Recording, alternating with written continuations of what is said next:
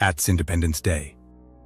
Film की कहानी एस्ट independence day resurgence 1996 में आई science fiction film Independence Day की सीक्वल है।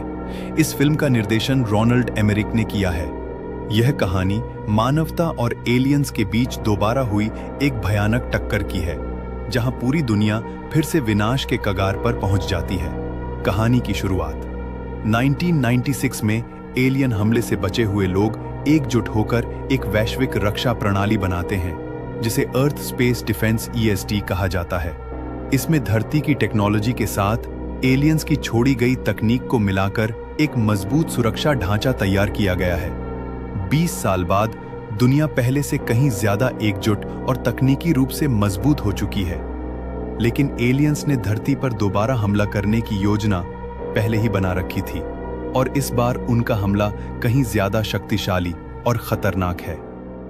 एक विशाल एलियन जहाज चंद्रमा के पास आकर इंसानों की अंतरिक्ष चौकियों को तबाह कर देता है। इसके बाद वह सीधे धरती की ओर बढ़ता है। यह जहाज इतना बड़ा है कि इसका आकार लगभग आधी पृथ्वी जितना है। वह धरती की गुरुत्वाकर्षण शक्ति से छेड़छाड़ करके विनाश शुरू कर देता है। एलियन क्वीन, जो इन सब की नेता है, अब खुद मैदान में उतरती है। उसका मकसद है धरती के कोर को निकालकर अपने जहाज की ऊर्जा के रूप में उपयोग करना। इस बार मानवता के पास भी कुछ नए हीरो हैं। जेक मॉरिसन, एक निडर fighter pilot, Dylan Hiller, captain Steven Hiller का बेटा, डेविड लेविंसन, वही वैज्ञानिक जिसने पहली बार एलियन को हराने में मदद की थी, और डॉक्टर ओकुन, जो 20 साल से कोमा में था लेकिन एलियनों की वापसी पर होश में आ जाता है। ये सभी मिलकर एक नई योजना बनाते हैं, एलियन क्वीन को निशाना बनाकर उसके जहाज को नष्ट करना।